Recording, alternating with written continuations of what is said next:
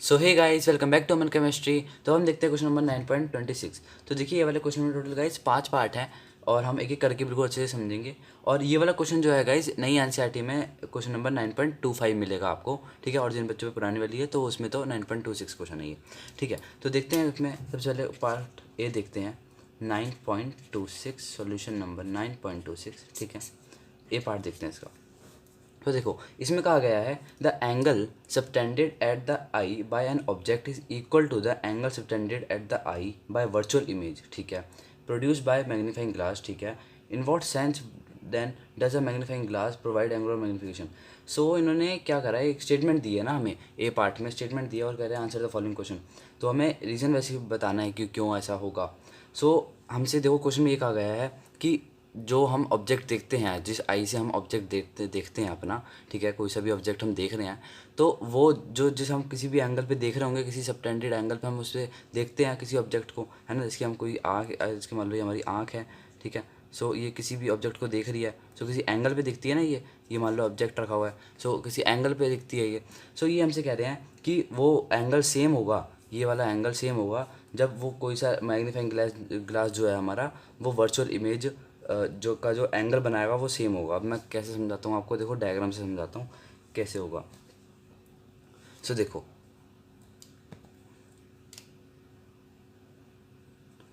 देखो, डायग्राम में समझते हैं। ये हमारा हो गया मान लो मैग्नीफाइंग ग्लास। ठीक है, ये हो गया हमारा मैग्नीफाइंग ग्लास, ये हो गया प्रिंसिपल एक्सिस मान लो आप, है ना। ठीक है, सो अब मान लो यहाँ पे हमारा ऑब्जेक्ट रखा है, मान लो हमारा यहाँ पे ऑब्जेक्ट रखा है ए बी। ठीक है, हमारा ऑब्जेक्ट रखा है मान लो ए बी, और यहाँ से अब आपको पता है कि लाइट रे एक तो यूँ जाएगी, है ना, यूँ एक लाइट रे जाएगी सीधी, यूँ लाइट रे जाएगी सीधी, और कुछ इस तरीके से ये यूँ चली जाएगी। ठीक है, और एक जाएगी नीचे यहाँ से, है ना, एक जाएगी कुछ यहाँ से। सो देखो गाइस, ये दो लाइट रेज हैं, अगर इसको हम एक्सटेंड करें, जो कि यहाँ पे हमारे को इमेज दिखेगी, मान लो यहाँ पे हमारी आई है, यहाँ पे हमारी है आँख। ठीक है, तो यहाँ पे आई बना देते हैं हम। ठीक है, ठीक है, हमारी यहाँ पे हो गई आँख। ठीक है, यहाँ पे हमारी आँखें यहाँ पे देख रही हैं। सो अगर यहाँ पे इसको एक्सटेंड करें हम, सो कुछ इस तरीके का हो जाएगा ये।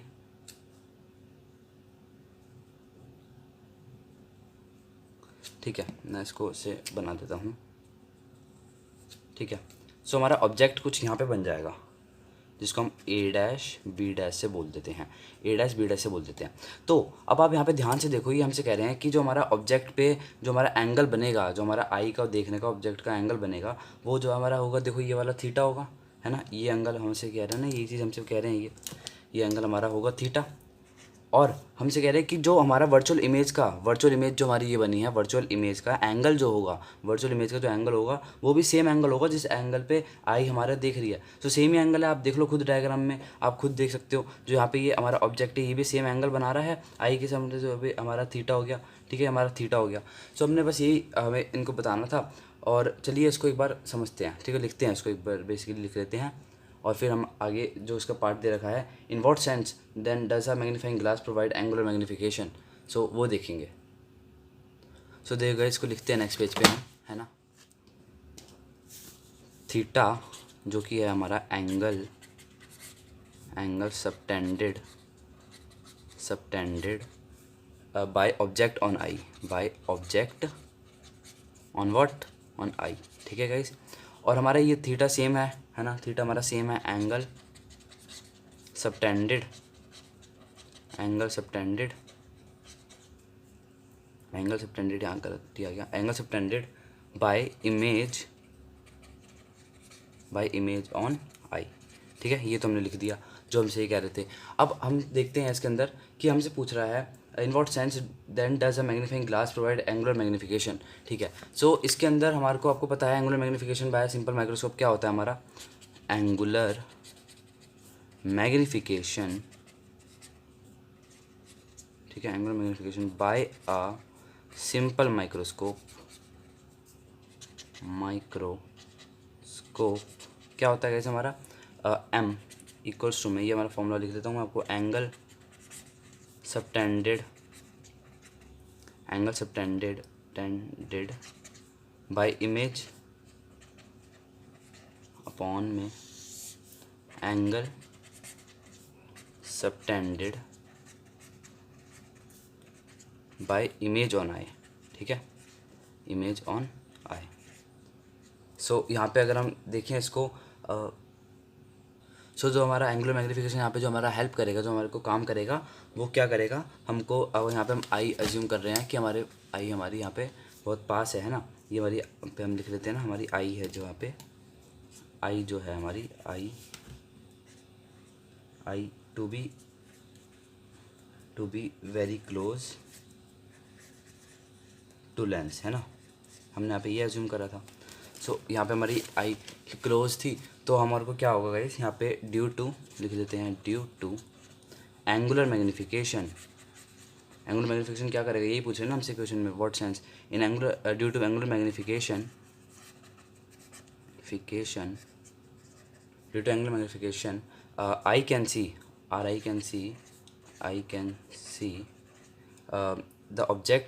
कैन सी द ऑब्जेक्ट्स जो कि धुंधले होते हैं, वो हम मैग्नीफाइंग ग्लास से थोड़ा क्लियरली देख सकते हैं ना गाइस। ऑब्जेक्ट्स क्लियरली प्लेस्ड कहाँ पे होंगे, प्लेस्ड एट डिस्टेंसेस, है ना, क्लोजर देन नियर पॉइंट, हमारा जो ये है एंगुलर मैग्नीफिकेशन, उनको बताया था मैग्नीफिकेशन जब लीस्ट डिस्टेंस ऑफ रीजन पे इमेज बने।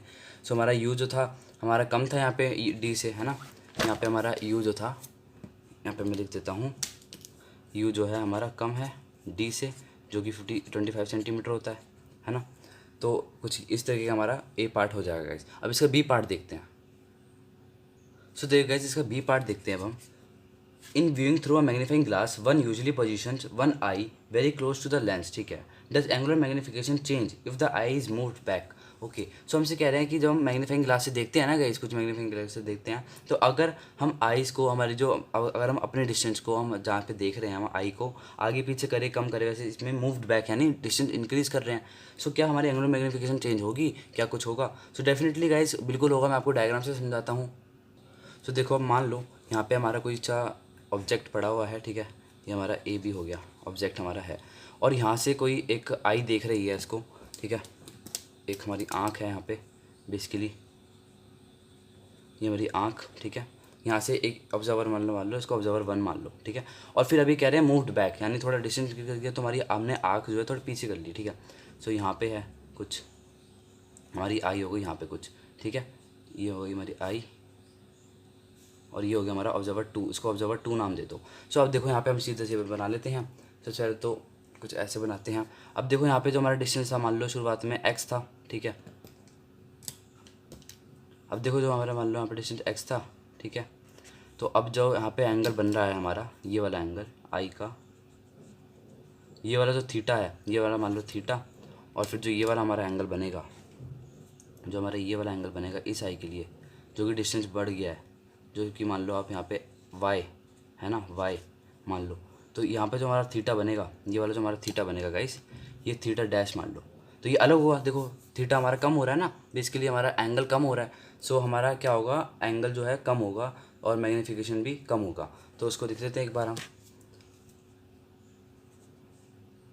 सो देखो उसको नेक्स्ट पेज पे लिख लेते हैं हम, ठीक है,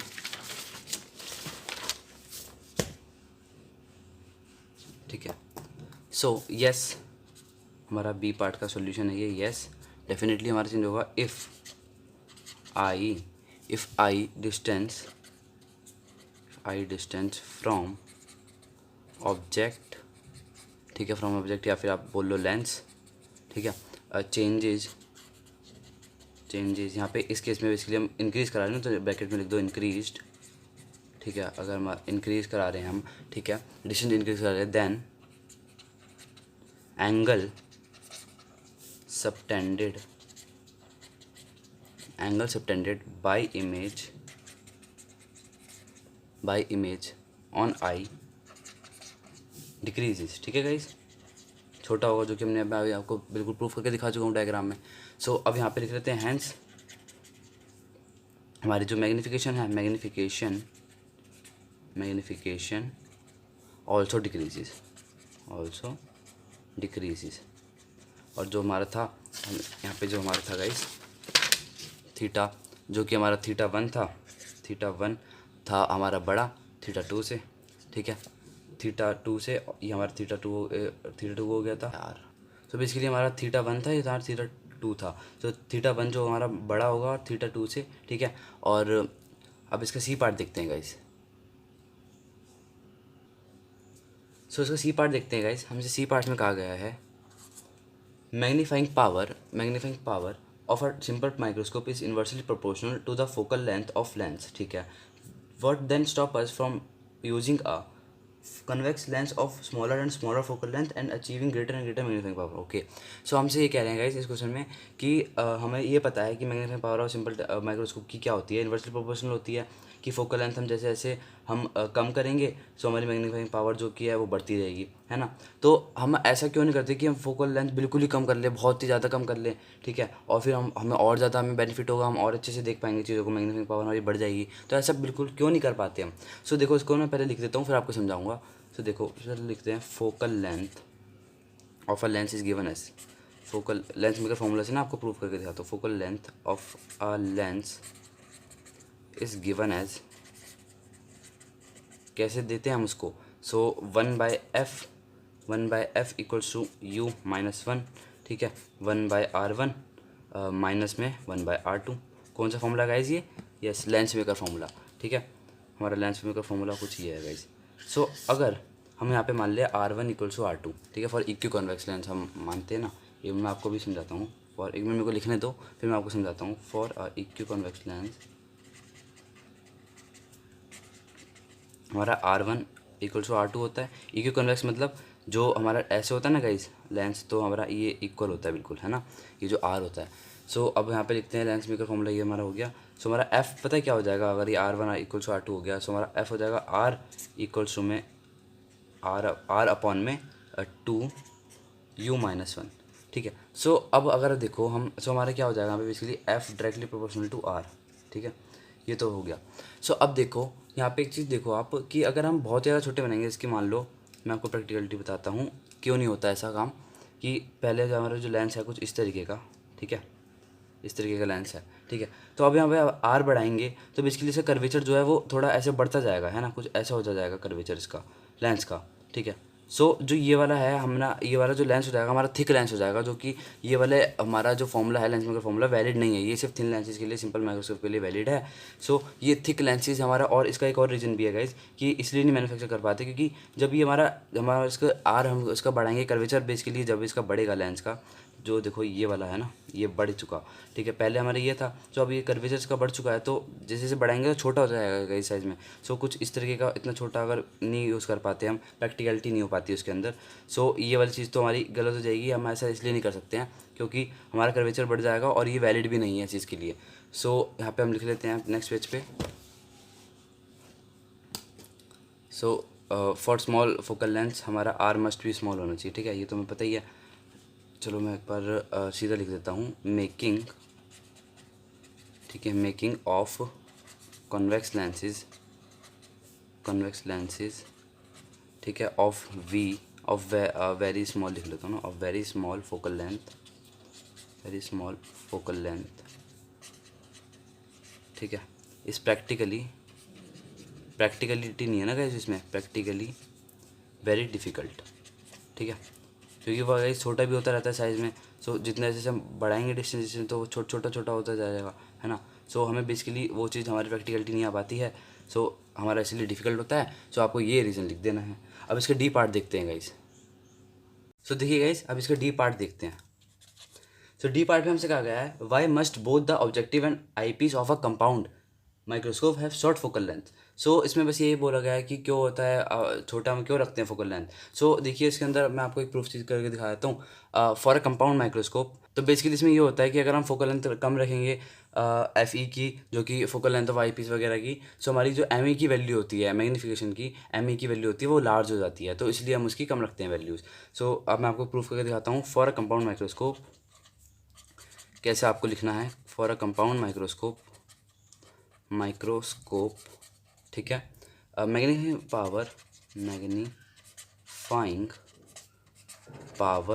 ठीक है, magnifying power of eyepiece power of eyepiece किस तरीके से हम मैंशन करते हैं गाइस, एम ई, ठीक है, इक्वल्स टू में 1+d/में एफ ई, है ना, और इक्वल्स टू अगर इसको करेंगे सो 1+25, और ये डी हमारा लीस्ट डिस्टेंस ऑफ डिस्ट्रीब्यूशन होता है गाइस, और ये हमारा एफ ई ले लो, है ना, यहाँ पे एफ ई, ये वाला पेन हम यूज़ करते हैं, ठीक है। सो फॉल यहाँ पे हमारा क्या हो जाएगा कि अगर हम एफ ई की वैल्यू लो रखेंगे, एफ ई की वैल्यू यहाँ पे लो रखेंगे तो एम ई की वैल्यू ज़्यादा हो जाएगी, है ना। सो इसको अगर हम देखें, हम यहाँ पे लिख लेते हैं फॉर लो वैल्यूज़, बस सिंपल से आपको ऐसे प्रूफ करके दिखा देना, for low values of F E हमारा जो होगा implies M E will be large, M E जो होगा हमारा लार्ज हो जाएगा। सो इसलिए हम ऐसा करते हैं, फोकल लेंथ की कम से कम रखते हैं F E I P S की। और एक चीज़ और आप इसे प्रूव कर सकते हो, ऑल्सो यहाँ पे लिख दो also magnifying power of objective, ठीक है, मैग्नीफाइंग पावर ऑफ ऑब्जेक्टिव, ये तो हमारा आई पी एस का हो गया, ऑफ ऑब्जेक्टिव। सो बेसिकली हमारा क्या होता है, हमारा मैग्नीफिकेशन आप लिख दो एम ओ इक्वल्स टू में वी यू होता है, V/U होता है ना, ये आपको पता है। सो अब अगर मान लो हमारा फॉर यू हमारा ऑलमोस्ट इक्वल है अप्रॉक्सीमेट एफ ओ के, है ना, क्योंकि फोकल लेंथ हमारी कम होगी।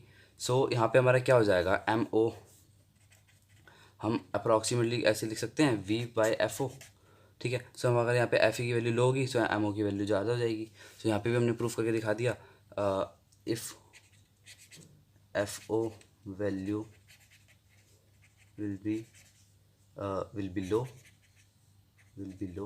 then MO value will increase, MO value will increase। सो देखिए जब इसका ई पार्ट देखते हैं, सो देखिए ई पार्ट में हमसे कहा गया है, ई पार्ट हमसे when viewing through a compound microscope, ठीक है, कंपाउंड माइक्रोस्कोप से जब हम देखते हैं तो are eye should be position not on the eyepiece but a short distance away from it for best viewing, ठीक है। Why, how much should be the distance, shortest distance between the eye and the I piece.